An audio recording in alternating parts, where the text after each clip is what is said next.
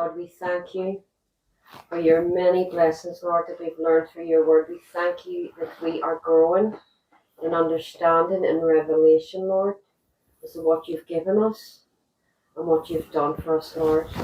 And we thank you, Lord, as your word is spoken forth today, that you will ignite our hearts, Lord, to give us a burning passion, Lord, to put into practice, to be doers of the word and not just hearers only, Lord. So we thank you, and we thank you, Lord, for your Holy Spirit flowing through Brother Johnson. We thank you, Lord, for everything you're about to do, Lord, and give us an open heart, open ears, Lord, and a teachable spirit. In Jesus' name. Amen. Amen. Lovely. Amen. Amen. So write down, the principles of faith are based on spiritual laws. The principle of faith are based on spiritual laws. They work for whosoever, they'll work for whosoever will apply these laws. You set them in motion. You set them in motion by the words of your mouth. So let's begin. The principles of faith are based on spiritual law. There are natural laws, there are spiritual law. What is a law? A rule. A rule, yeah. A principle. A rule. A will. The law of gravity. So what does that mean? Newton's law of gravity. What does that mean? What comes up must go down. Hmm? Yeah. What goes up must come down. No, I'm asking what's the meaning of the word law. The gravity Law. means everything pulls down. Reality. Rules. Reality, okay. Law. A law is a principle. You can write down. A law is a principle that has been tried and proved that whosoever gets involved,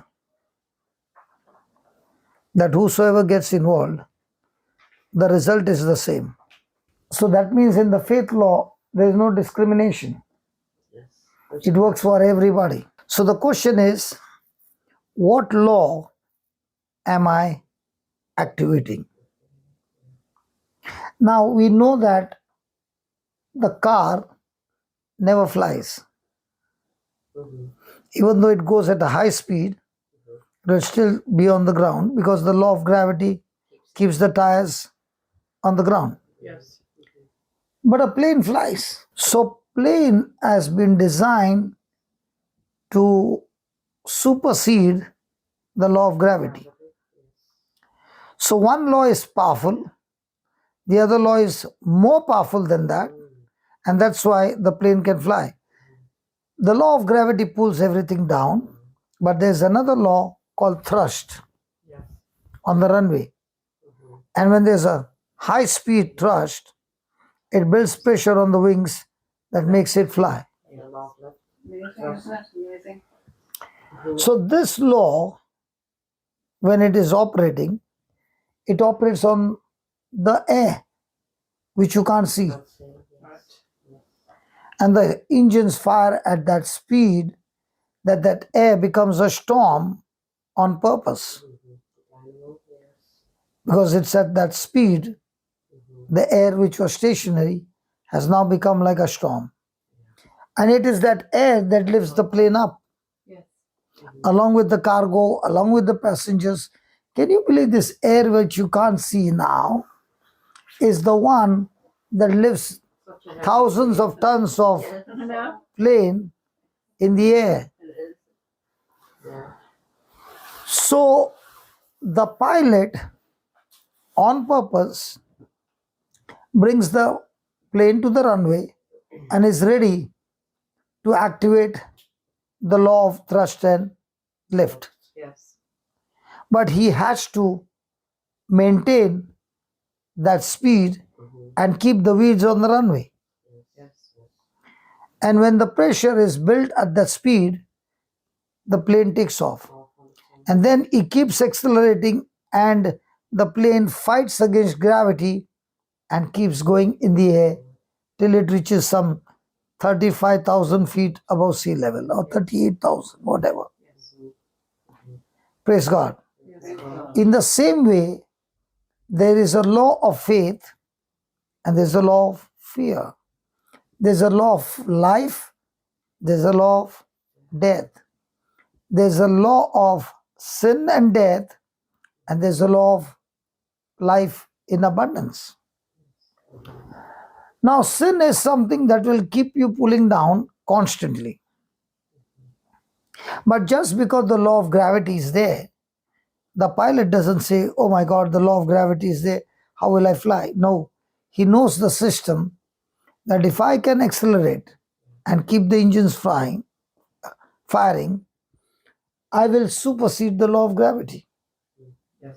In the same way, we were coming home, suddenly she realized that she needs fuel because tomorrow she has to drop me to the airport and might be I'll be running against time to reach there.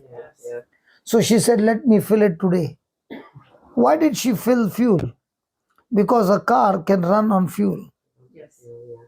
In the same way, for me to run above the law of sin and death, I need the Word of God as my fuel that I have to burn so that my engines fire the Spirit of life in Christ Jesus. Amen. Amen. So once I know the system, like a pilot who purposely, deliberately accelerates, and thank God is not double-minded, that's why halfway he doesn't give up. If he gives up halfway, it will be a total crash. Yes. So he has to take off. Yeah. In the same way, the person of faith, once he begins to activate the law, he keeps the law on till he has overcome the law of sin and death. Wow. Amen. Amen.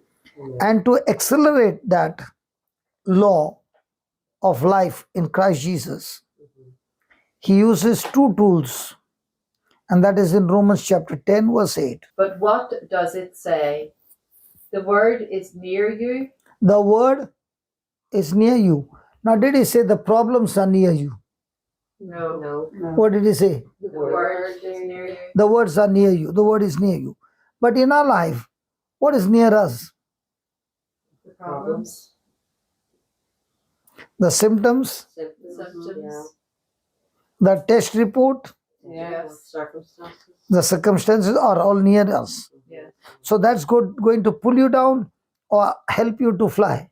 Pull you down. Pull you down. So the word is near you, then in your mouth and in your heart. And what is that word? That is the word of faith which we preach. So the word of faith will help you to overcome the world. The word of faith will help you to overcome sickness and disease or any situation in your life. So the question is, do I use the word of God in my mouth, in my heart, and keep firing till I start believing? It's not enough that you only speak the word. It's more about believing. Yes. So when you're believing and you're firing that engine and somebody comes and says exactly opposite and say these are your symptoms. Now, are you going to change your words? Or are you going to continue firing the words? Firing the words even more. Even more, praise God.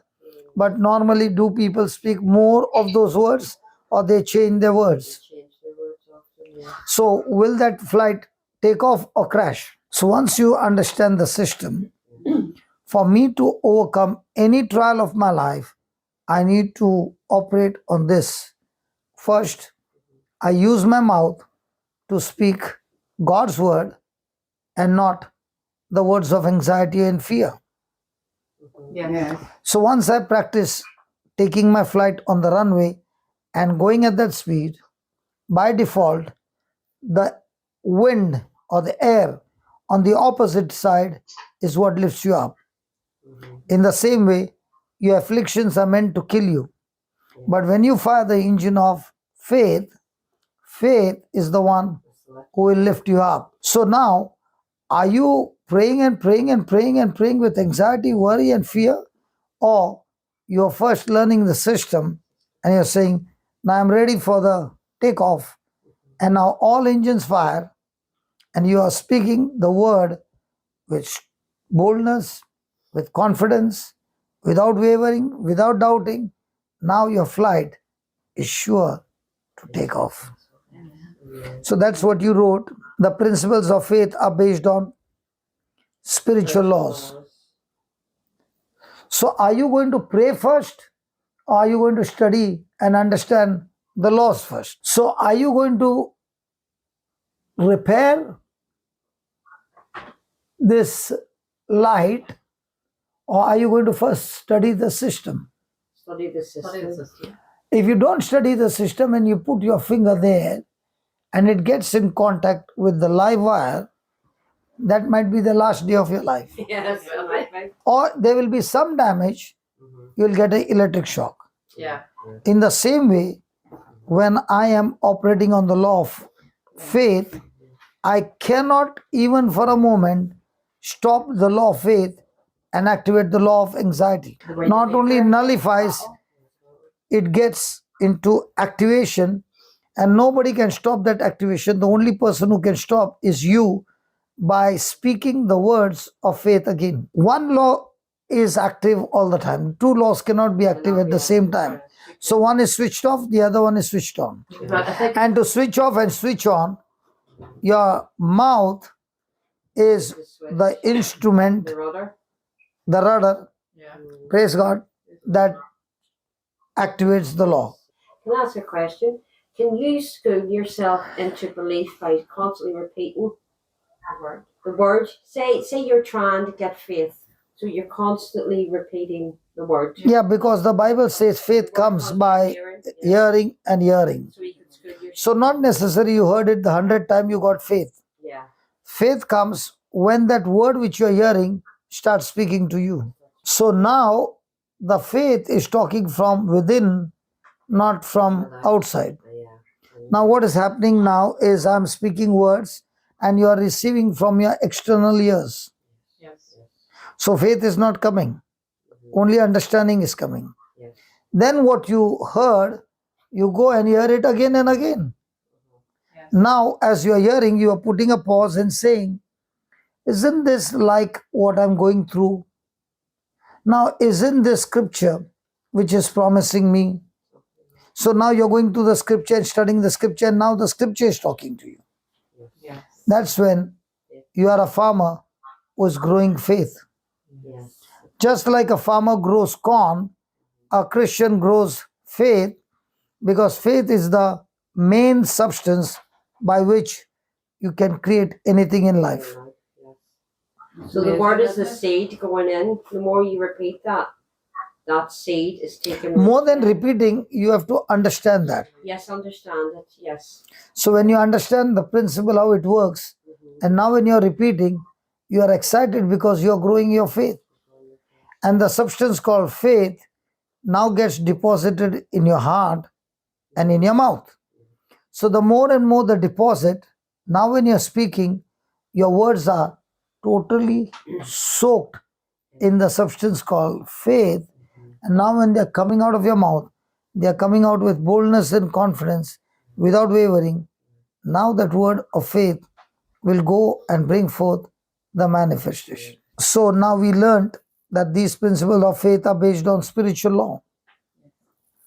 So now when you understand the spiritual law, even if pressure is there, you will make a decision. I refuse to speak what I see, but I continue to speak what I see with confidence, so that what I see is totally terminated and a new thing is manifested in its place. So now this law or this application can be applied by anybody or only the selected people. Whosoever. Whosoever. Whosoever knows, yeah.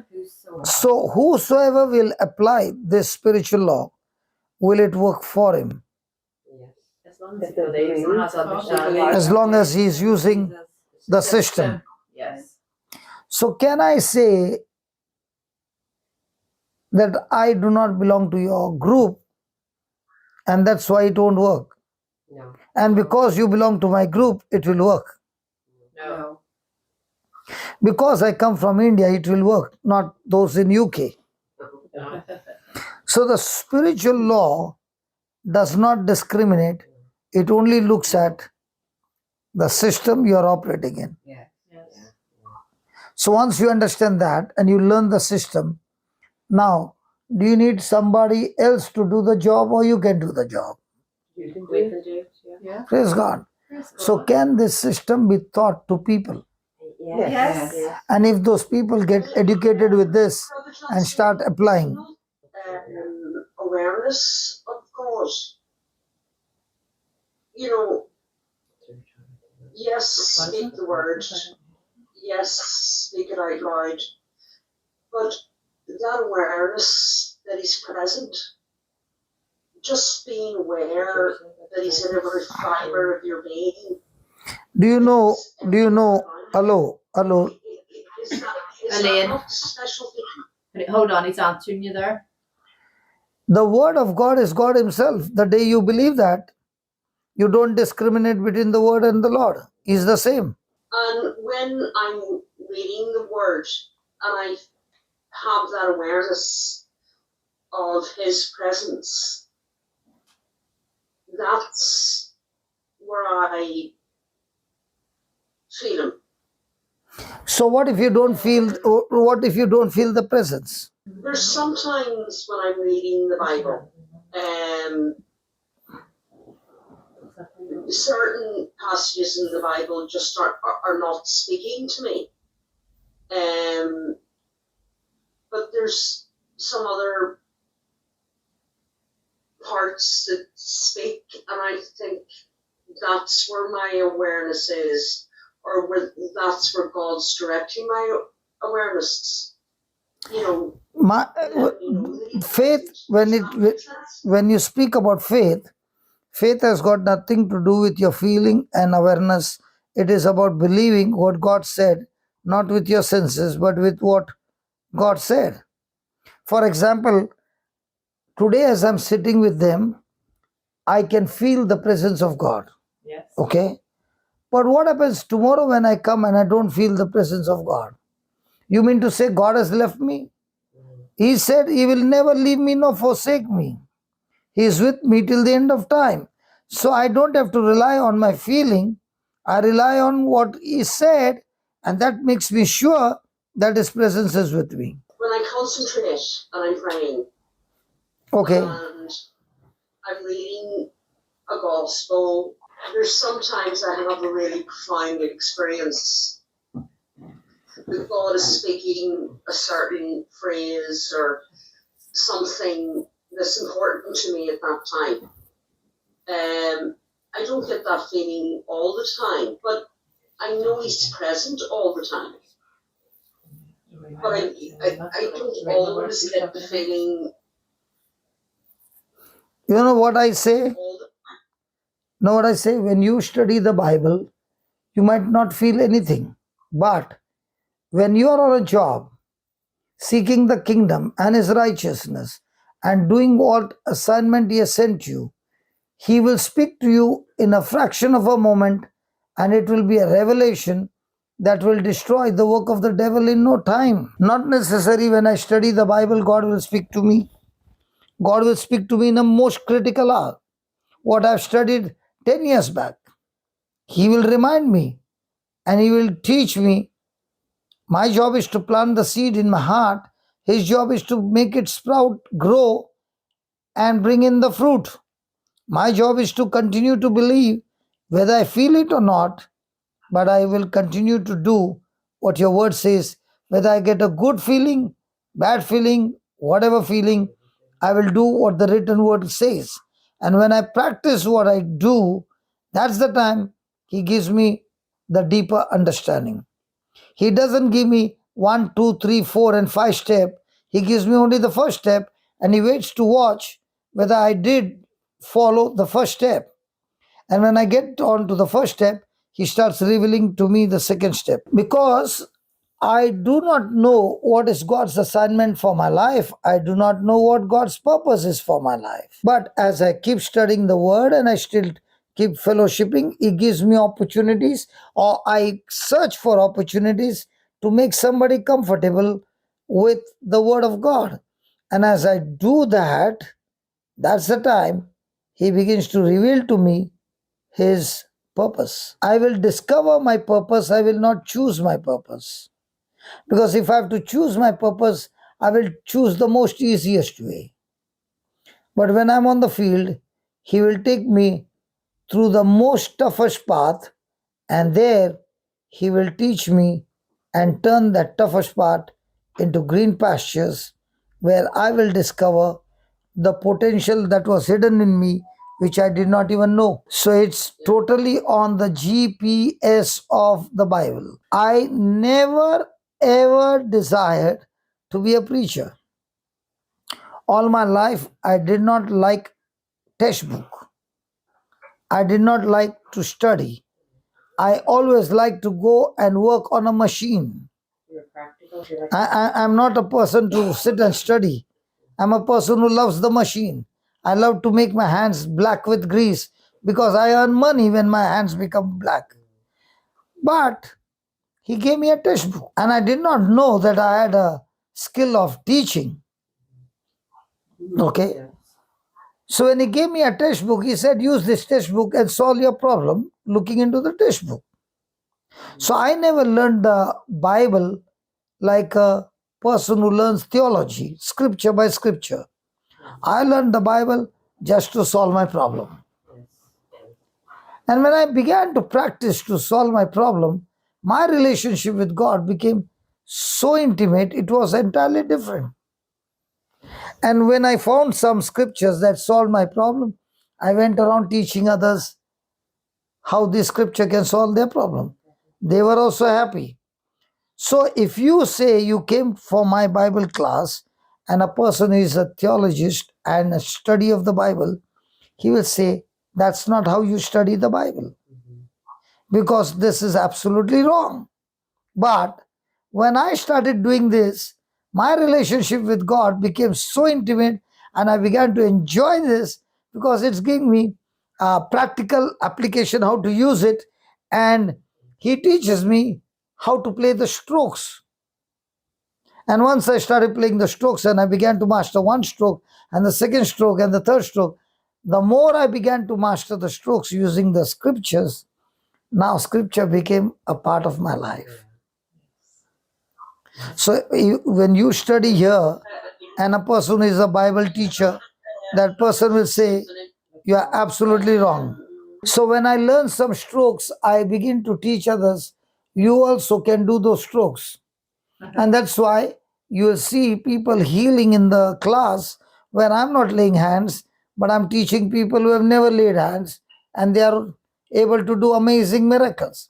Now, once they got the taste of it, they want to search for more strokes. Yes. So they go on the YouTube and learn the system.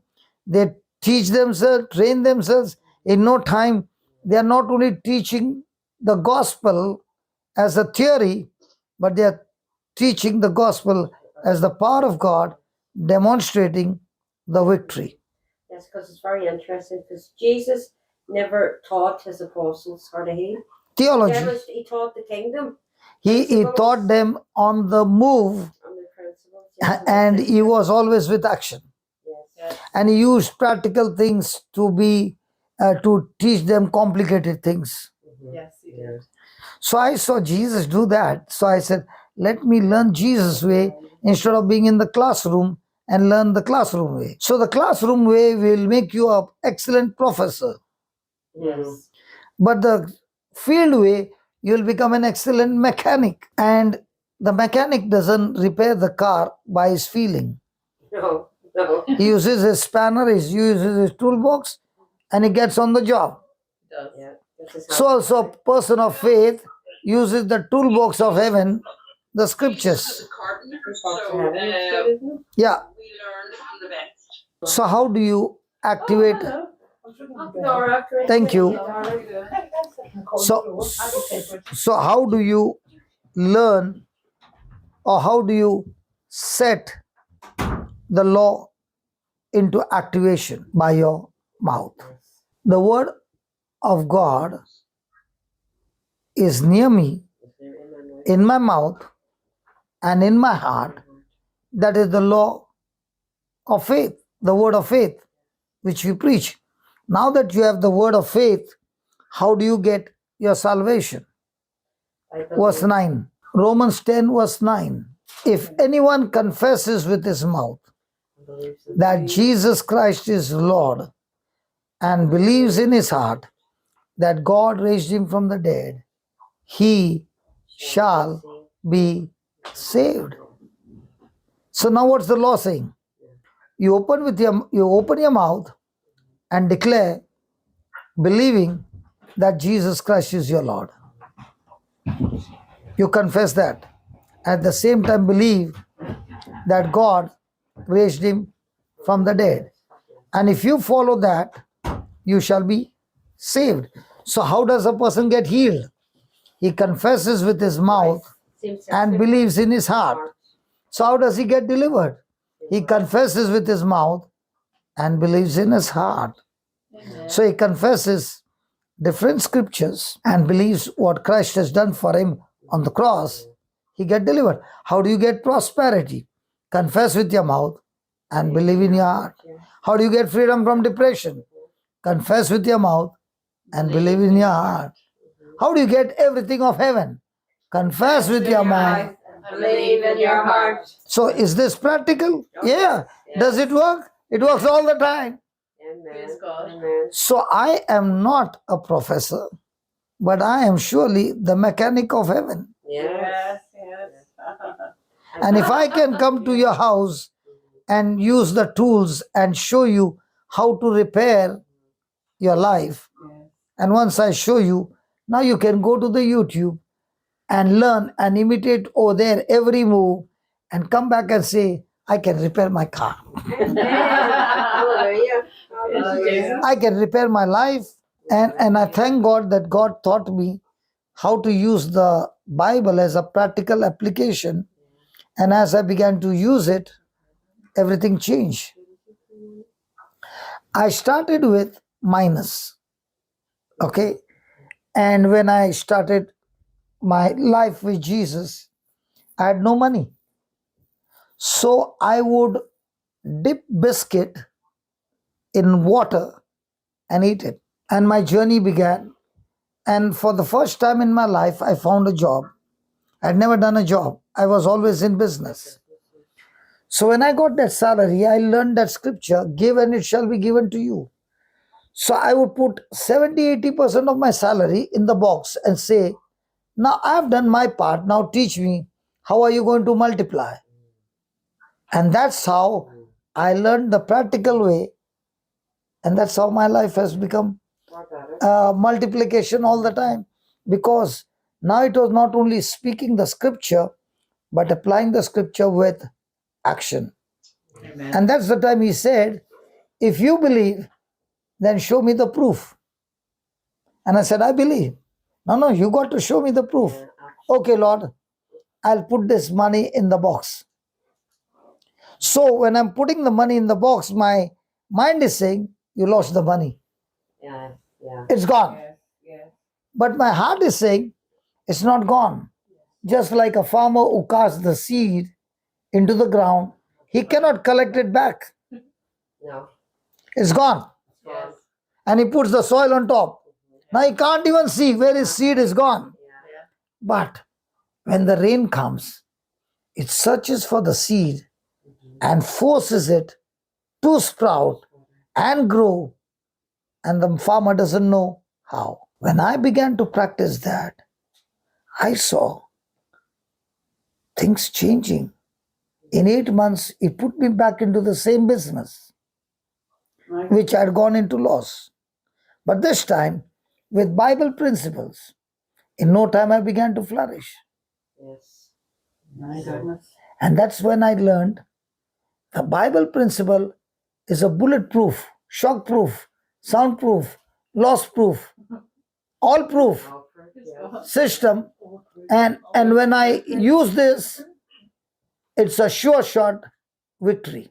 And that's how the ministry has been working for 25 years without love offering, because I saw it worked in my life.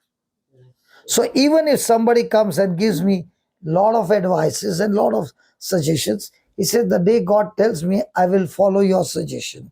But if it has worked for 25 years and paid all the bills, and it's super, super fantastic with no trace of depression, from where will the money come? If you just check my flight tickets that I buy, and the people who are working, and all the retreats are free. They stay with us. Their food is free. We had a retreat for 3 months free. So many said, how can you feed them for 3 months? I said, God fed me for 58 years. That same God is going to look after it. So I learned the Bible practical. And when I began to apply them, I saw result. And that's why I never want to go back and become a professor. I would be happy being a mechanic, but not everybody will believe this mechanic. Even if you don't believe, like Jesus said, don't believe me, but at least believe the works of my Father who works through me. And those who practice it, they come back and say, hey brother, it worked for me. I said, it will always work for you, because it's a spiritual law. It works for anyone who applies it. But for this law to work, you need to believe. Yes.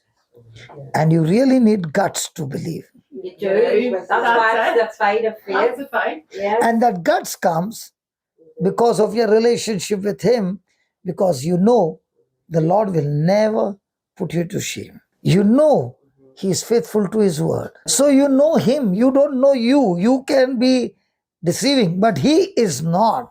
Same yesterday, today. And because He has promised, I can rely on Him. Great is thy faithfulness, Lord. Did you see my condition in the afternoon? And can you see my condition now? Yes, you're all lit up. You're lit up. Yes. What was Yeah, your you're lit up. condition? My condition in the afternoon was, my God, I was so, not tired, so sleepy, that even when I was sitting, I was still sleepy. So I said, now I can't take the pressure. So please give me a break. And I went and slept for 20 minutes. And that 20 minutes booster is still working now. So today, if you see, the number of hours that I preached was how much? From morning 10 o'clock. Yes. 10 o'clock. And now it's nearly 9 o'clock. Right. Nearly 8. I'm saying 10 o'clock. So who gives the power to preach? So can I ever say copyrights? No. That's why in our team, everything is free download, no copyrights. Because it never belongs to us. And everything is free download. Write down. Words are containers. So words are containers. What do you mean by that? They carry. They contain the power that heal you or hurt. So did you ever think that words are containers? No, don't think it's usually. Are words things? Are words things? Yes. Are you sitting on this thing? No. Are you sitting on that thing Yes. called a chair? Yes. Is it a thing? Yes. What about the word? It's the name of The word also is a thing. And this thing called word created all things. Amen. That's why you will say, come here. I want to tell you, Something. Ha ha ha. That's right. something. I want to and see that you don't tell anybody any. thing. Words are things. Yeah. Absolutely. But if these words are mixed with faith, then these words are, which are containers carrying the faith substance, they will turn from invisible thing to physical thing. So if you use God's word, which is also a thing, invisible, and you mix your faith to that thing, now that promise, which is a spiritual, invisible thing, mixed with your faith, will now become physical thing. So who changes God's word from invisible thing to visible thing? We do. We change. But how do you change that? By mixing your faith. Yeah. And where's this faith? In my mouth. And in your heart. Now you understand how to use the tools. So let's say you got depression. So in your mouth and in your mind is the lies of the devil. Yes. So now you take the scripture, which is faith, which is the truth, and you open your mouth and you speak it from your heart over and over again. Is your ears hearing Yes. scriptures Yes. or the devil's word? Scriptures. Scriptures. So are you hearing scriptures or doctor's word? Scripture. Are you hearing scriptures or symptoms? Scripture. Are you hearing scriptures or your feelings and emotions? Scripture. Now, when you keep on hearing, the Bible says, from the words that you hear, the substance called faith is manufactured. So now, when faith substance has got manufactured, you look at a situation and you open your mouth and now you speak the word of faith. That word of faith will go and bring forth, like today we demonstrated for the first time in my life. The Lord said, go to the table, pick up that milk can and come back. So I went, left the mic, went and picked up the milk can, and I came and I showed everybody. Did you see this milk can? I went and picked up. But in the kingdom of God, I don't need to go. My word of faith will go and pick up the invisible promise that God has given and bring it from invisible to visible. That was a great Wow. Ah. Oh my. Oh my God. I can see physical things with my eyes, and I say, I desire that. Can also see the promise of God, which is invisible, and I desire that. Yes.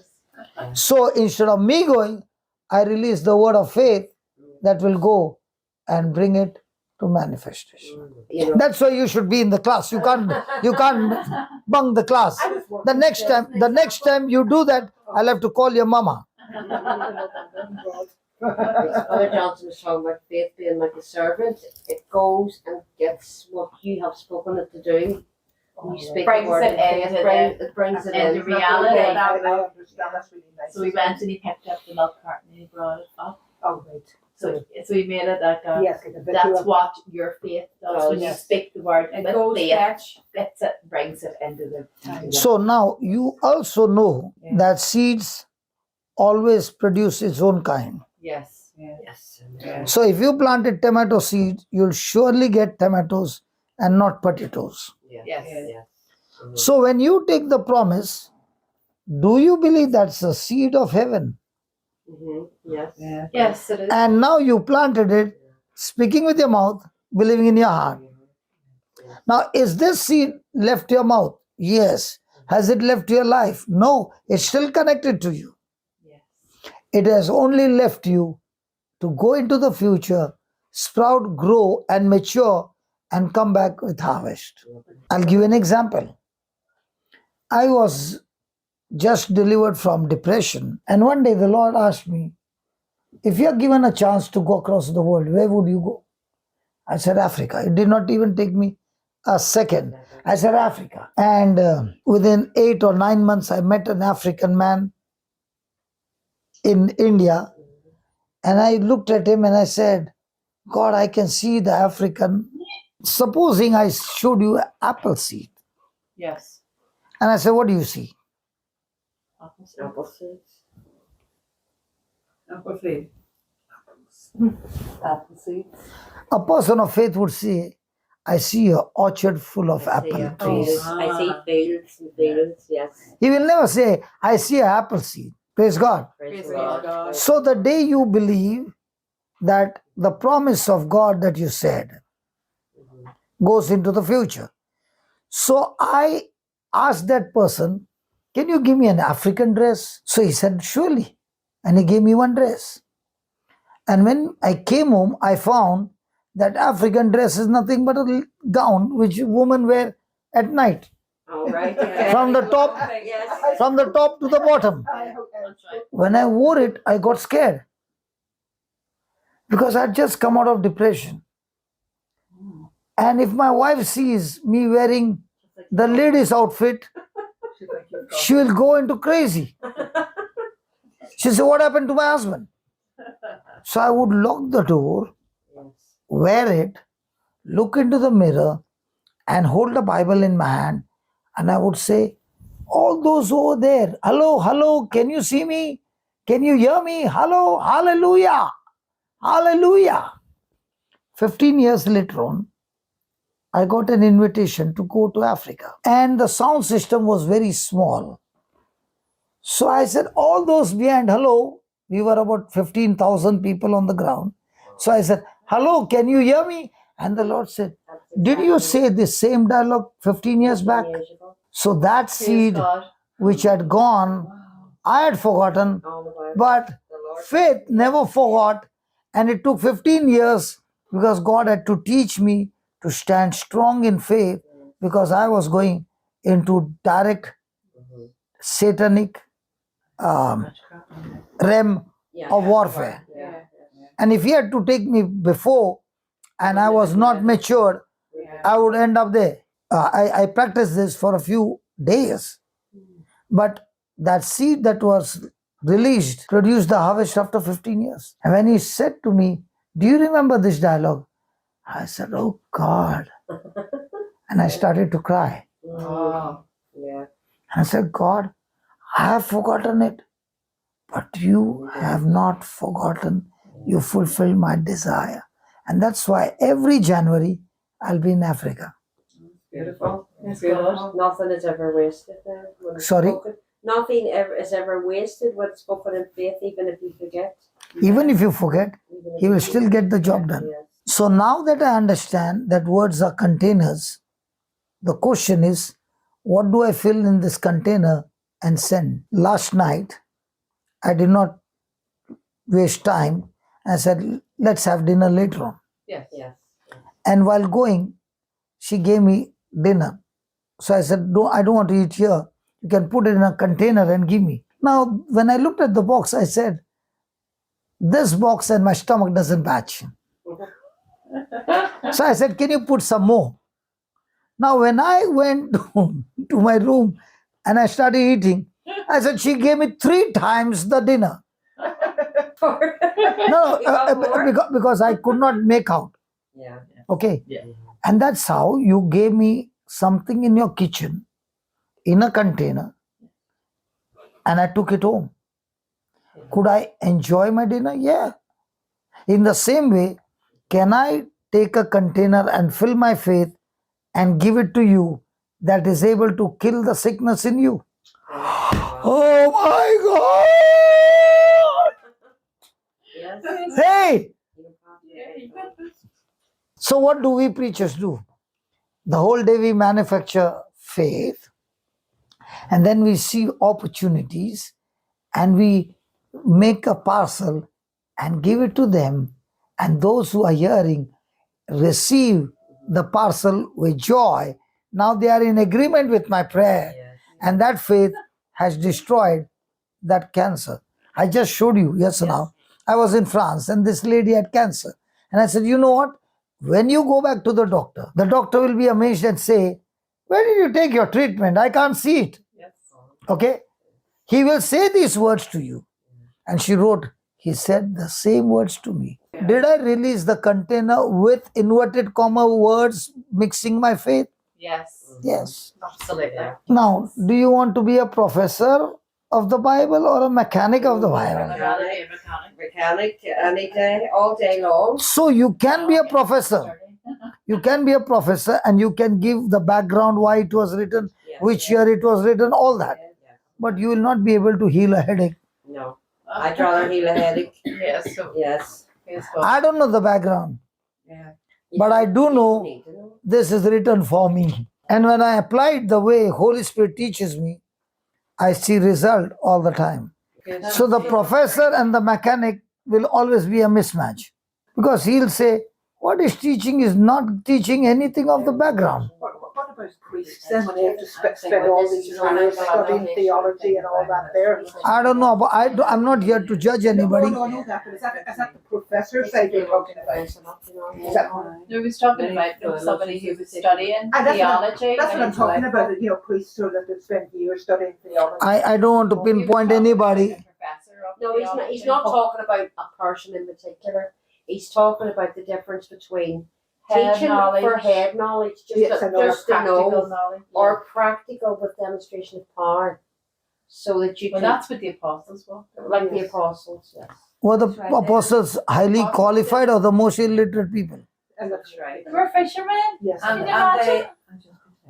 They never studied the Bible. Could you imagine? There's fishermen coming round here. You know. Really? Because they were. But when they opened their mouth, they knew Christ. They did not know about Christ. So you study the word to know him, not know about him. And when you know him, he teaches you his way and not other way. And I'm going to ask a very silly question now. Please go ahead. Probably went over it 1,000 times. Is what's the secret of getting to know him rather than just reading?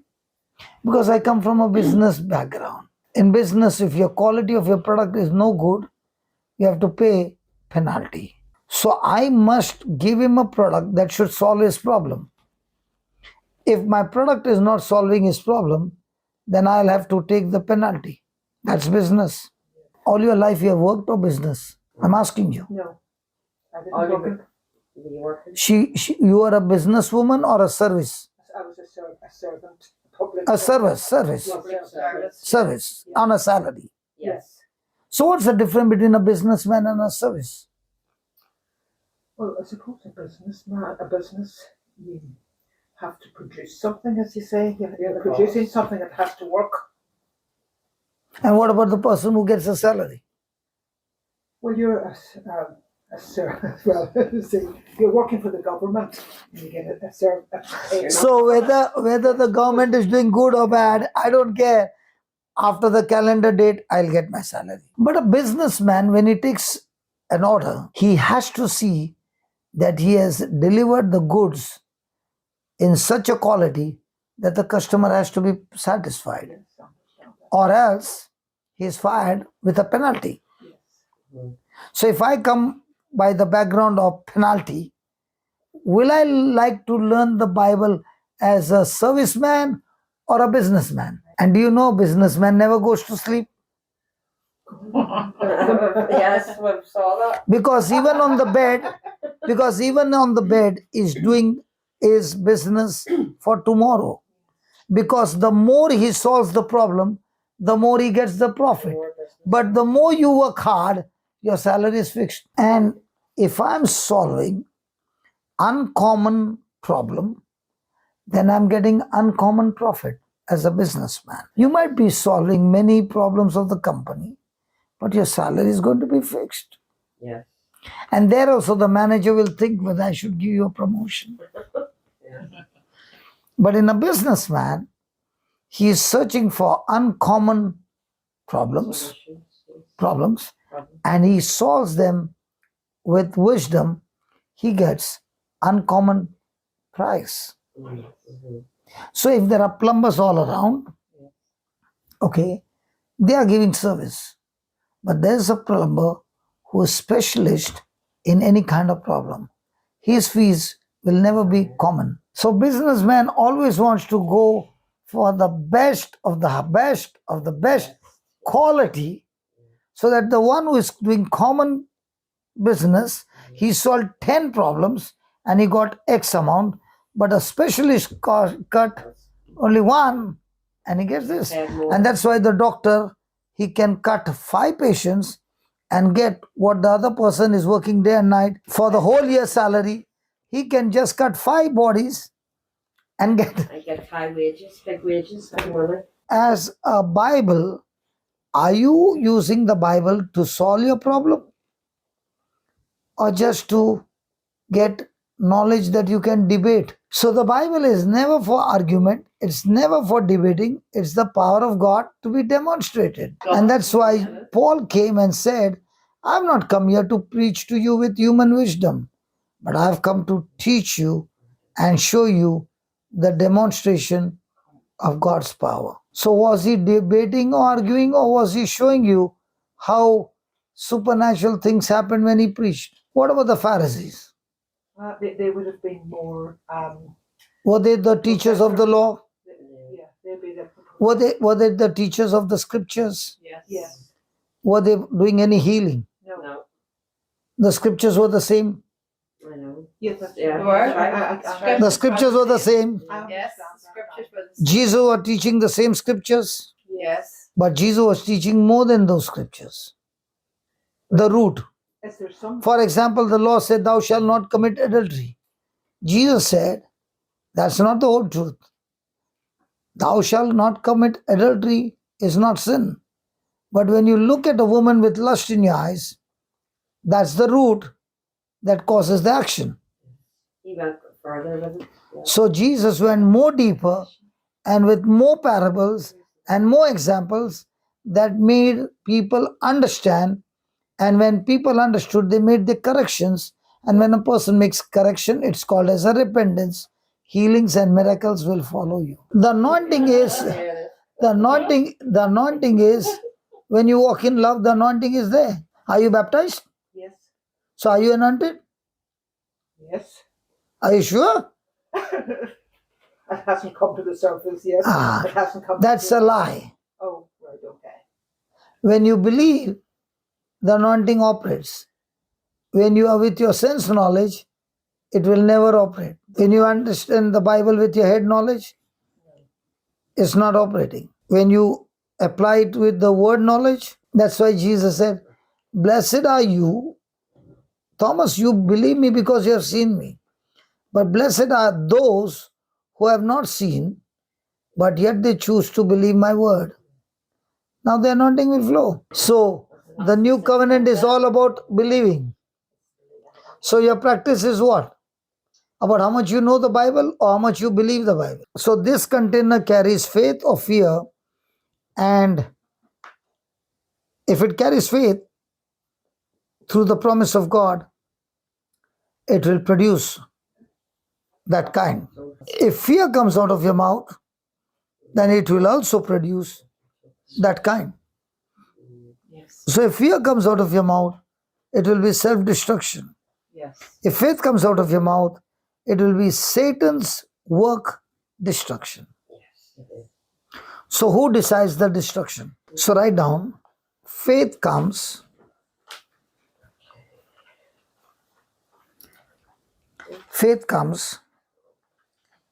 more quickly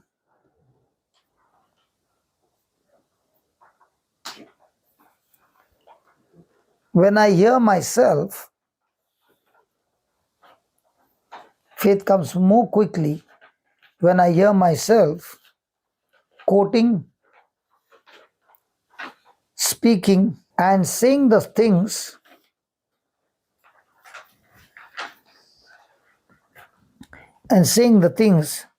God said.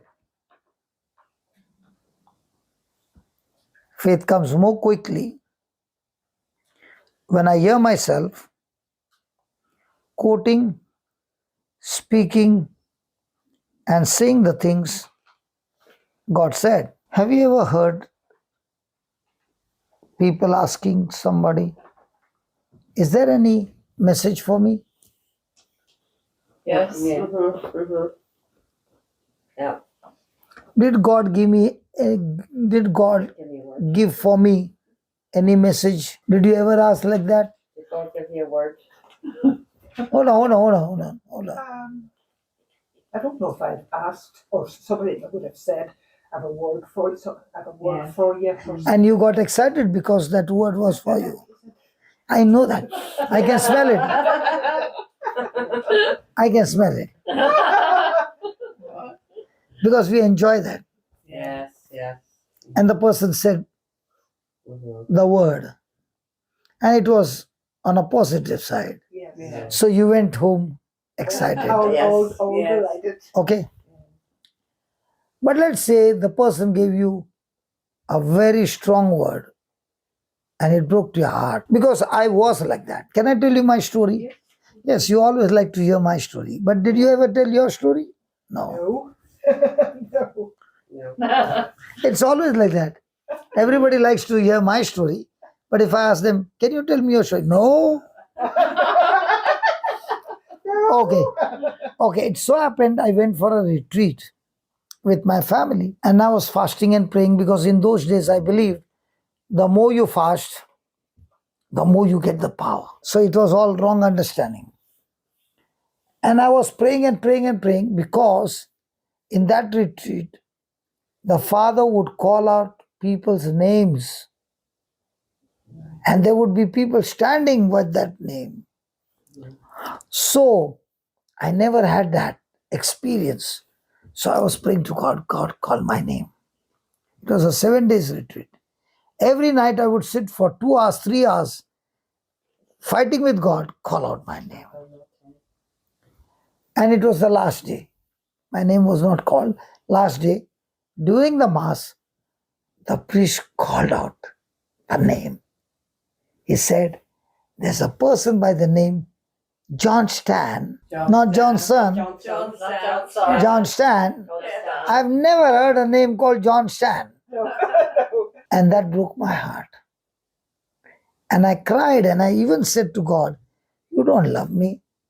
If you have loved me and you saw my desire, you would have surely called out my name. Years went by. I had forgotten about it. One day, I was reading about Thomas, and Jesus said, Thomas, you said you will not believe unless you touch me and feel me. So come here, Thomas, and touch me and feel me. So Thomas said, my Lord, my God. Means even before I can touch you, I know it's you. So Jesus said, Thomas, you believe me because you have seen me. Blessed are those whose names are not called in a retreat house, and yet they believe me.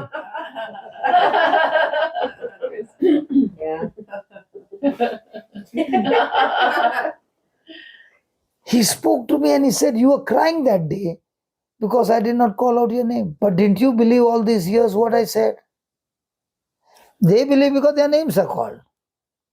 But you believed even though your names were not called. So is God looking for people who are calling out somebody else's name and saying God has blessed you? 1. 2, your name is not called and God says, Ephesians 1:3, I have blessed you with all spiritual blessings in heavenly places. Now, do I need a person to call out my name and give me a message, or do I look at the scripture and say, oh God, you called out there. I can hear it, I can see it, and it's mine. Now, which one is better? The second. But which one are we excited about? The first. I know it's so silly, isn't it? When you put it like that. Makes you feel important, your name called. He's even said in the Bible, I've called you by your name. That's right. And we're running after something. So we desire to hear it with our own ears, the first-hand message, Yeah. or the second-hand message. The second-hand message is somebody else is coming and giving you the message. This is what God said. 1. 2, God himself said to me. Which one is better? And how will he say? He will say it through his written word. And when he said it through his written word, and I've got the habit of taking that written word as if God himself is saying, it is he himself saying, now I'll hear the voice of God. And now when I hear the voice of God, it's going to be the first-hand voice. And when you get the habit of hearing the first-hand voice, you are growing and growing and growing in faith, and your life is supernatural because you're not relying on anybody else to come and give you the message. You will hear the message yourself. And if at all somebody comes and gives you the message, and the person says, you know what? I heard the voice say, God saying, can I tell you an incident? There was this brother who was suffering from HIV and he got healed. And from then on, he would sit on my bike and come everywhere. And we would go to preach, and the last train from my station Yeah. would be at 1:30 in the morning, okay, and he would take that train and go home. So from 12:30 to 1:30 we would sit at the station studying the word. And this boy, when he got touched by the Lord and he got healed of HIV, he became healthy. He was excited. Wherever the word of God is, even if he's not invited, he will surely go. Yeah. So it so happened it was the parish charismatic leaders meeting. He's not supposed to be there. Without invitation, he goes and sits there because he's excited. I want to learn the word. Yes. So he's gone inside, and that lady who was the charismatic leader, she said, God is telling me that he has not chosen you to preach. So you must not preach. So he looked at her and he said, that's amazing. Wow. You really heard the voice of God telling you that to me? Wow. Oh, your God gives you messages. My God gives me in writing. And your God and my God are so different. Why don't you shift from your God to my God who gives me a proof in writing? And he opened the scripture and said, my God says that he has blessed me with all spiritual blessings in the heavenlies in Christ Jesus. He never said he has blessed everybody except my name. Yes. I think it's time for you to change your God. Very good. Very good. Don't you give some foolish messages saying it is God who gave. God cannot go against his own word. Now, from where did he get the guts to say that? He started learning the Bible as a mechanic. So when she used a tool and said, you're not selected, he said, sorry, your toolbox has got a problem. Yes. Yeah, absolutely. I'm not going to receive what you say because it's a lie from the pits of hell. Now, when he said that, what happened to the others? All silent? And he would go on the street and do ministry work? Did anybody have the guts to stop him now? No. Because they knew that he lives by the word, not by sense knowledge. So when you study the word never ever changes. Now you've got a document from the Most High God. Even if somebody says, can you tell me what does this mean? It's a checkmate. Point, blank, shoot. Yes. Nobody comes to mess you. Yeah. And they can't tell you. Yes, Because- that's your standard. Because I know what the Bible says. And if you're telling me this message, then this message and your God who gave you your message is so different. And when you practice learning the written word of God message, you cannot fail. You cannot make an error. And nobody can deceive you with a lie. So in our team, somebody comes and speaks something. Hold on. Why don't you change your God? So somebody comes and says there's a curse on your life. You better change your God. Because my God says that Christ has redeemed me from every curse of the law. So even though your ID is big, that doesn't mean that God will change the word because your ID is big. There's nothing greater than the word. You don't go beyond what is written. So when I began to learn that the word is the highest authority and no human being can change that. Even if an angel preaches a different gospel than the one Paul preached, which was Let him be cursed. let him be cursed. And what was Paul preaching? Paul was preaching the revelation of the knowledge of Jesus. No? Paul was preaching the gospel of grace, Grace. not of works. Yes. And how much of gospel is preached about your self-effort. So when the gospel of self-effort is preached, you get into curse. Yes. Because no human being can ever keep the law. Law came through Moses. Grace and truth came from Jesus. So which one do you preach? So grace and truth teaches you to believe what Christ did, and that's the gospel. Yes. Law says, what did you do? What did you do? Yes. Yes. And you did a mistake. Now you work hard to keep the law. Impossible. No human being can keep the law. I'm asking another question. It's around the Catholic faith. You know the way they say the Mass and the Eucharist is the pinnacle, or where is the Mass? The scriptures. I'll ask you a question. Yeah. So many people are going for Mass every Sunday for years. How come their life is not changed? You say everything you want. Yeah. Unless what happens in the Mass is understood, there is no repentance. It is only an obligation and it is a ritual. I went for Mass and I still go for Mass. But there's a huge difference between what happens now and then. Now, when the priest said, "The Lord is with you," what did you say? With your spirit. But did you ever think, what did he say? "The Lord is with you"? You don't know. And when he said, "The Lord is with you," that's the most powerful blessing he gave you. But if you don't understand, and with yourself dying. Yes, you just mumble and hard it off. Yes. When you read in the Bible, "The Lord is with you," those people with whom the Lord was, they were living a supernatural life. God was with Joseph, and that's why he was a prosperous man. But how come the Lord was with Joseph? I took only the first part of the Mass. How come the Lord was with Joseph? Genesis 39 verse 2.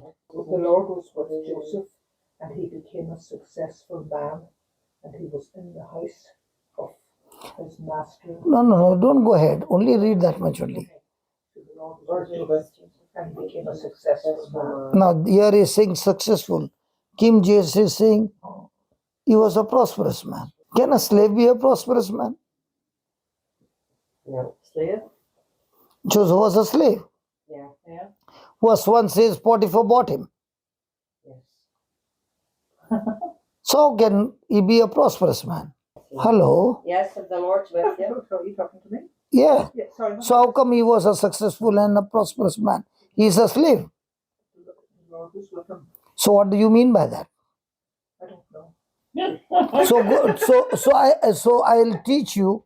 Go to 1 John chapter 3, verse 13. 1 John, not the Gospel of John. In John chapter 3. 13. Do not marvel, my brethren, if the world hates you. So are you surprised when the world hates you? Because if you're a Christian, the world is supposed to hate you. That's the word John. So did Joseph's brothers hate him? Yes. Was he surprised? No. Did he react? No, he didn't react. Did he still continue to love them? Yes, he did. Then after that, 14.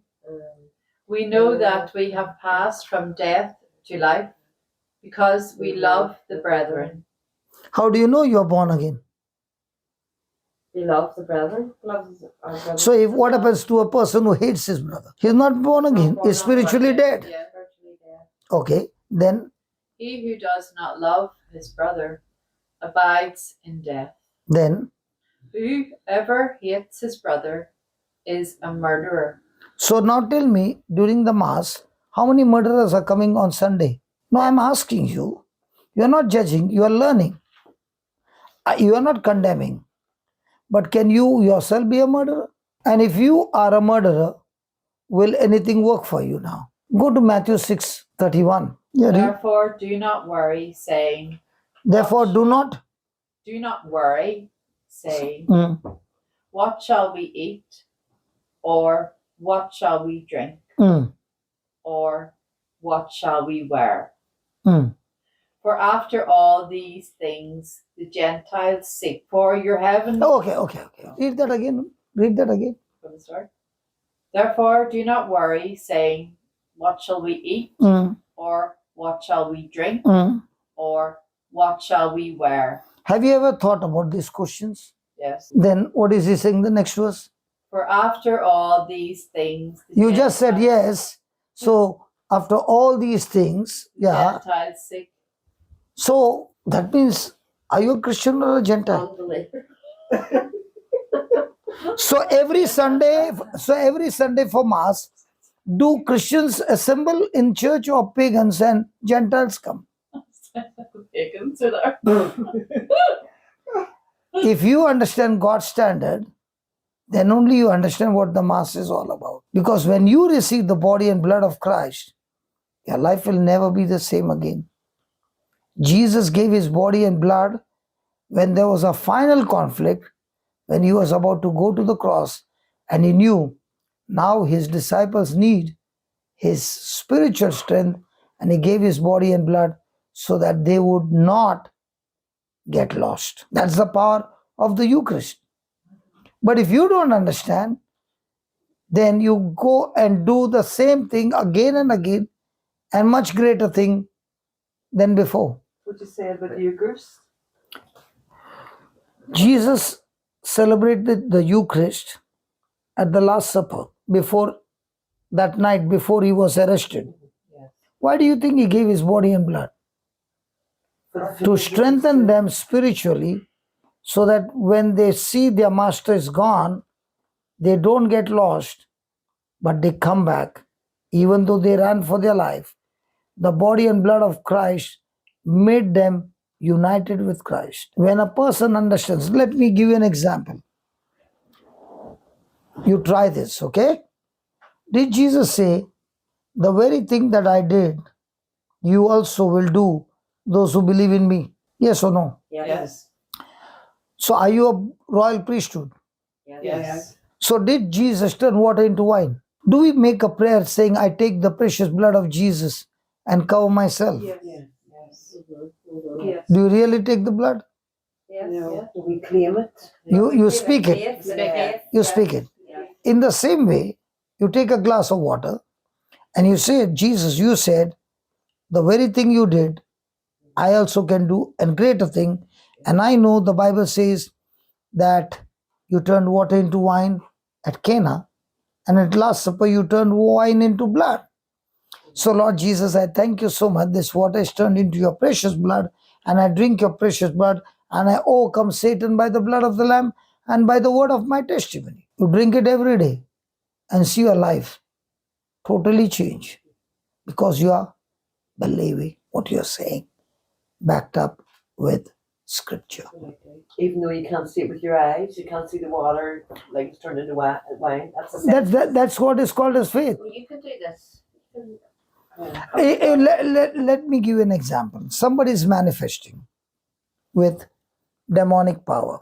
You take that water and say this prayer and tell that person, bring the blood of Jesus. Look what he says. No, I will not drink. What's the prayer again? Can I write out the prayer? It's not about writing, it's about understanding, please.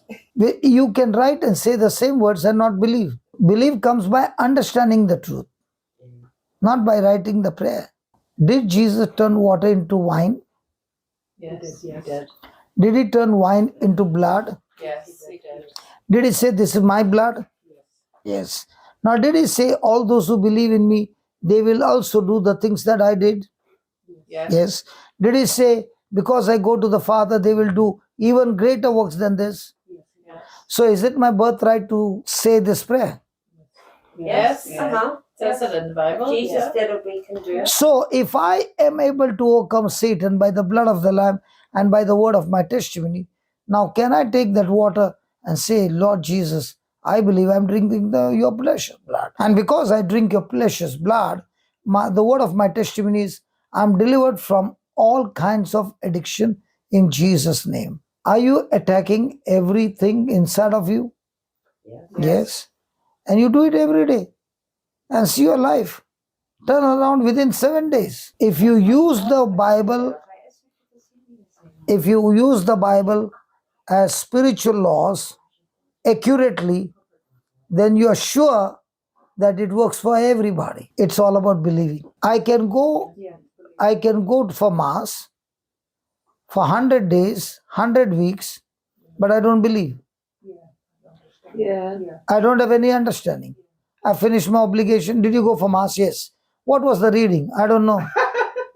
Yeah. I remember as a child going in and going, why do we have to go to Mass? I don't understand. Mommy couldn't tell me. Unless somebody teaches you and makes you understand that what you are receiving is the body and blood of Christ, And when you go and sit down there and you start thanking God that His body, your body are united, now sickness and disease has to die. It has to die. Has to. No option. Now, That God's Are body you- and your body is what? Is united? are you enforcing it? Yes. Yeah. Sorry. Are you believing it? Yes. And Jesus said, your faith has healed you. You're exercising your faith by doing that every day. Praise God. It has to. I've seen so many deliverance cases by saying this prayer and saying, bring the blood. The person says, no, I will not drink. And when the person drinks, the person is delivered in no time. You know the way when you're leaving the house in the morning, I don't know if you ought to, you just cover yourself with the precious blood. You can say it 100 times Yes, that's and what- not yes, believe, yes, and that's what still some cat goes or something. Ah! It is more of superstitious than believing. So when we did not have place in Goa, we were searching for a place on rent and the rents were high. So somebody said there's a haunted house. I jumped out of my seat and I said, come on, let's go and take it. Because haunted house, the rent will always be cheap. Yes, that's a good idea. Then you can kick anything out that's So I went and met him, and it was closed for 7 years. So I said, let's make a deal. I get the demons out, you give me the house on rent free. Wow. Then I clean the house. Mm-hmm. Then you can use the house. Yes. So the deal worked. For 7 months, I got it free.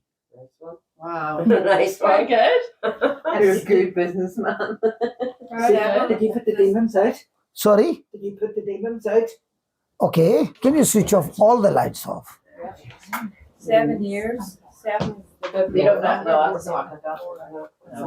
Is that right? It's a lot. That's very few of us left.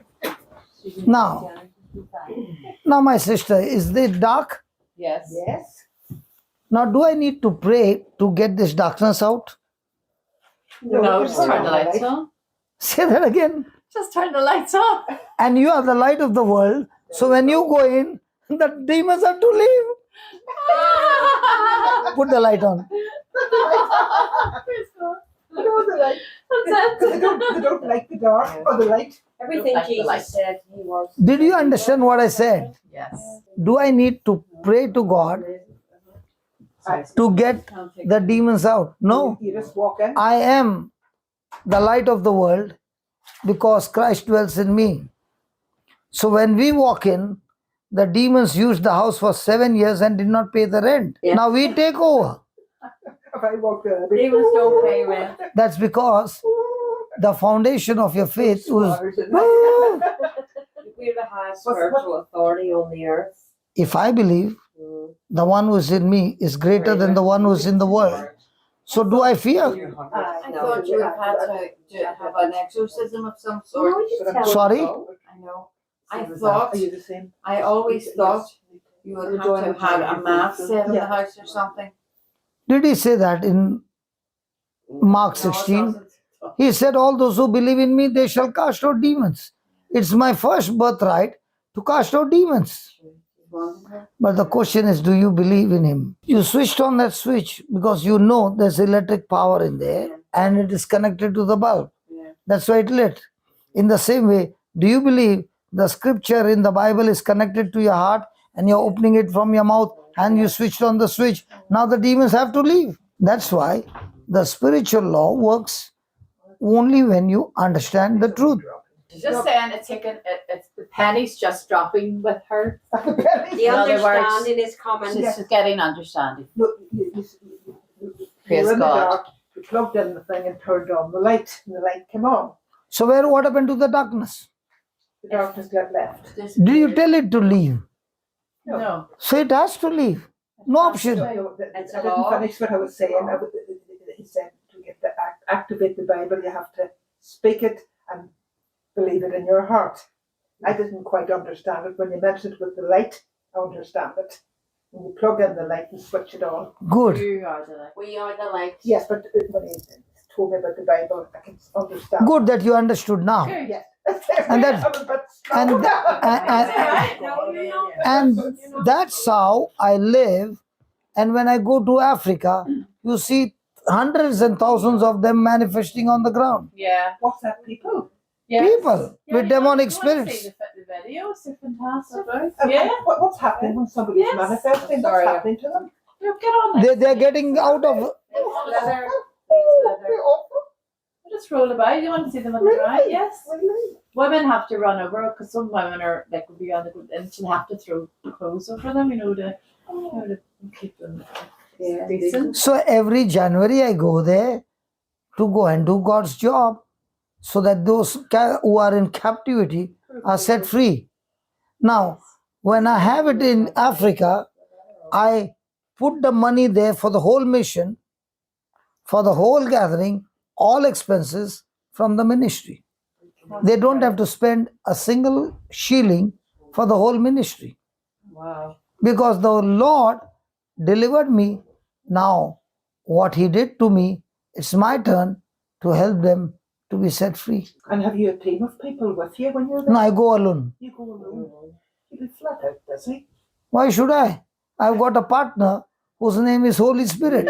If I take a team and they run away, it's better to have a person who will never run away. If I'm running, he'll catch me. So it's better for me to be with the Holy Spirit rather than any human being. Would you like to come with me to Africa? I'd love to go. I would love to go. Absolutely love But the to. place where I go is not the city. It's the border of Congo. It is. So the poverty is extremely maximum, and it's a war zone. It is a war zone. So the people over there have nothing, and you stay with them, eat with them, live with them for 1 month. So you have gospel in action. What you see in the Bible, you see it on the ground. Yeah. See the videos? And are you speaking the word of God to them? Yeah, He speaks an interpreter then. there's a person who Is that the interprets. first time these people will hear this? No, they hear, It's been going. but the practice of occult is extremely high. Yeah. I was heavily involved in the occult. Sorry. Well, you know, She yeah. said she was very heavily involved in the occult. In what way? Well, I was a Reiki master. Well, I was too. Level 2. I was level 3. Yeah. Level 2. Mhm. Once you get a certain level, it's like Mhm. I'm involved in Holy Spirit Master. yes. Yay! Hallelujah! There are no side effects, bad effects, only good effects.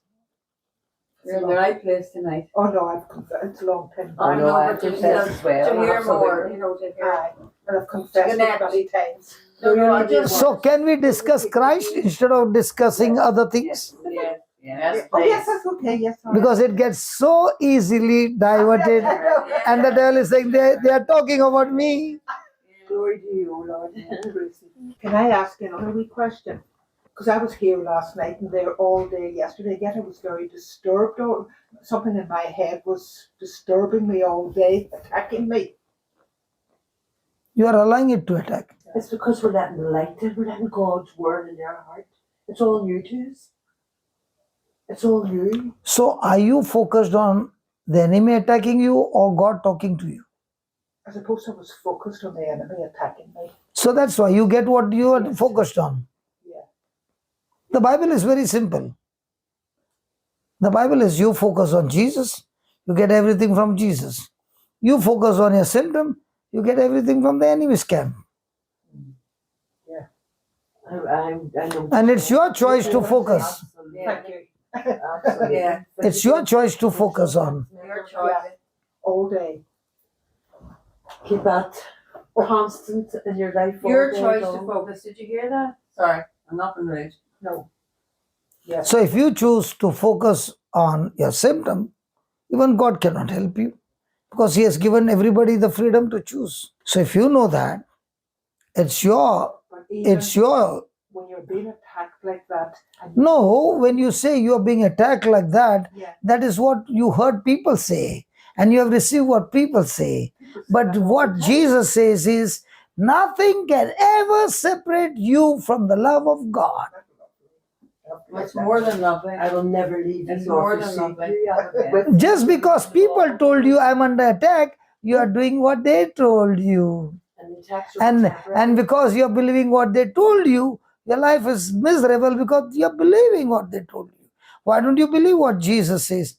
Nothing in this world can separate you from the love of God. It's your choice. When he said nothing can separate you, nothing can separate you. Not even the attack. And that attack cannot have a power over you because the one who loves you has fixed him up, defeated him, and you don't have to fight against him.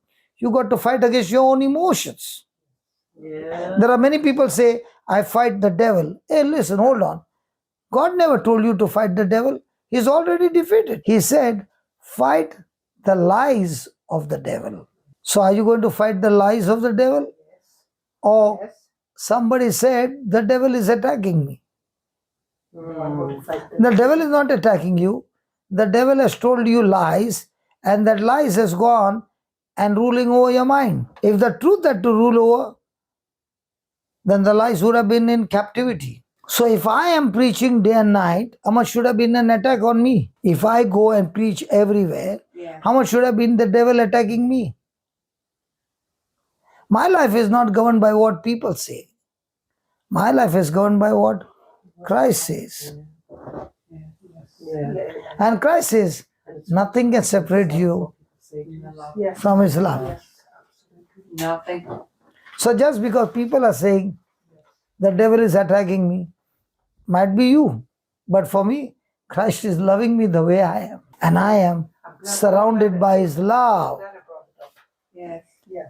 And I'm surrounded by his love. And Satan cannot penetrate his love. He starts screaming, tortured, tormented when the love of God is active in my life. Do you know why at Mass, we say, this is my body, the Blessed Sacrament, right? Why do they not give us the wine for the forgiveness of sins here? Can you take the blood of Jesus by faith? When you eat meat, does it have blood? Don't eat meat. Meat has blood. When you Yes, eat yes, any meat, yes, does it contain blood? yes. So that's enough. Even if they don't give, I still have the blood along with the body by faith. What I imagine is my faith. What you imagine is your faith. Now you can be sitting and saying they did not give me blood. And I'm saying, I got the body and the body is with the blood and I'm enjoying the blood of Jesus. Okay. It's what you think is what is your faith. Now you can be offended because they never gave me the blood. No, I just wondered. I thought the thought So were all alcoholics now, here. because they did not give me the blood, praise God, I have received the blood by faith. It is your faith that counts. Right, so just because I can't physically see it with my eyes, that I'm Not necessary that I see it with my eyes. Blessed are those who have not seen but yet believe. Right. So let our life foundation be the word of God, so that we are wise people who build the house on the rock and not on the sand, not on emotions and feelings, but on the word of God, so that you can fight every battle into victory.